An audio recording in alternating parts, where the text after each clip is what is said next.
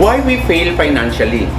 Isa sa pinakamahirap na yugto ng buhay ay kung paano ba natin malalaman kung hanggang kailan ba tayo maghihirap at kung kailan nga ba darating ang kaginhawaan sa ating buhay. Minsan, napakadali na lamang nasabihin na enough na.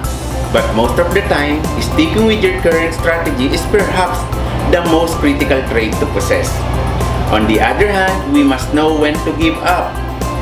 Ang ganitong kalagayan ay totoong karanasan sa lahat ng bahagi ng ating buhay, maging sa buhay ng ating pangpinansyal. Today, we will discuss the 3 reasons why we fail in our financial life. I know na makaka-relate tayong lahat sa episode na ito, so please do stick around. I'm Chris Cervantes, this is Financial Planning for the Fast-Changing World.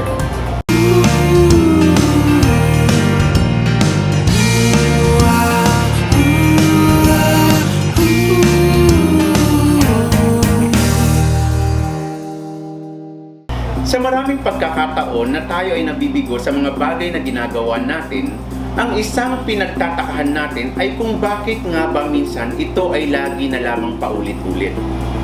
Isa sa malaking dahilan nito ay ang kakulangan natin sa pagsisiyasat sa kung ano nga ba ang dahilan ng ating mga kabiguan.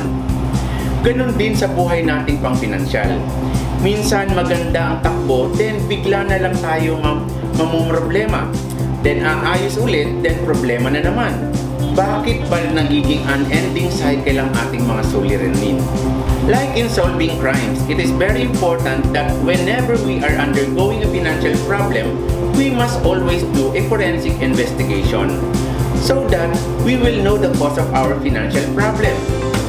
Kung ating susuriin ang ating mga naging problemang pang-financial, ang mga ito ay nangyari dahil sa failure natin sa 3 bagay na ito. First, the how of failure. Ito ay nangyayari dahil sa kakulangan natin ng sistema sa buhay. Kung gusto mong yumaman, minsan di mo naman kailangan maintindihan lahat ng mga technical na bagay sa pag-i-invest. Ang dapat mong maintindihan ay kung anong pag-i-invest nga ba ang dapat mong gawin on a regular basis.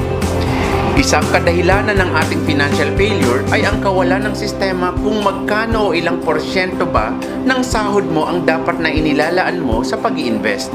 How to solve it? Determine how much you can comfortably save on a monthly basis. Then sign up an auto payment or auto debit with your bank to make sure that every month you will be able to invest regularly. Second, the what of failure. Even if you know the how and the why, as long as you don't know the what, still we are doomed to fail. Dapat nating maintindihan ano nga ba ang mga bagay na magdadala sa atin patungo sa gusto nating mangyari sa buhay. What type of investment you need for your particular goal? Remember, your long-term goal must be matched with a long-term investment. For example, your goal is to send your child to a prestigious university someday. Definitely, it's a long-term goal. So, bakit mo nilalagay ang pera sa savings account? Di ba ang savings account ay pang short term? Sabi ng iba, natatakot kasi ako sa volatility ng equity or stock market But remember this, high return investment means high risk investment. But if we are talking of long term, bumababa ang risk ng mga volatile investment. Third, the why of failure. Kahit na ikaw ay nag-i-invest at meron kang tamang sistema na ginagamit, asahan mo na mabibigo ka pa rin financially kung hindi mo alam kung ano ang reason mo kung bakit mo ito ginagawa. Failures happen when you don't set a clear direction for yourself, if you don't have a vision. So, how to solve this problem? Know yourself. Mahalagang malaman mo kung ano nga bang iyong personal values. Upang nang sa ganon ay malaman mo kung ano ang iyong mga non-negotiables. Na ano man ang mangyari, gagawin mo pa rin ang mga goals mo dahil alam mo kung bakit importante ito sa iyo. With that, fending off criticism will be an easy task. Knowing the 3 important factors of your success, the how, the what, and the why, will help you avoid to fail big time. And believe me, if you know the how, what, and why, it will help you define the who, the type of person you are. Until next time, this is Chris Cervantes. Plan for your dreams, plan for your future, and plan for your life. And if you need help in planning your future, our mission is to help you realize it.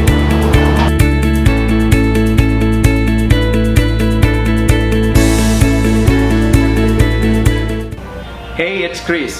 Did you like this episode? Kung nagustuhan ninyo ang episode na ito, you can do 4 things right now upang magpatuloy ang sabay-sabay nating pag-aaral. Una, you can subscribe to our video channel and I hope you do so you can learn something new from us every week.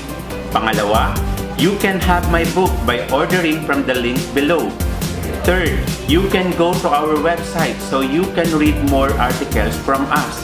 And fourth, you can like our Facebook page to receive a daily inspiration, updates on new products, podcasts, seminars, and events and everything else na di namin maibigay sa video channel na ito. Sana magkita-kita tayong muli sa susunod na episode. Until then, go out and make a difference. Make money, be wealthy, and help someone else along your journey. God bless.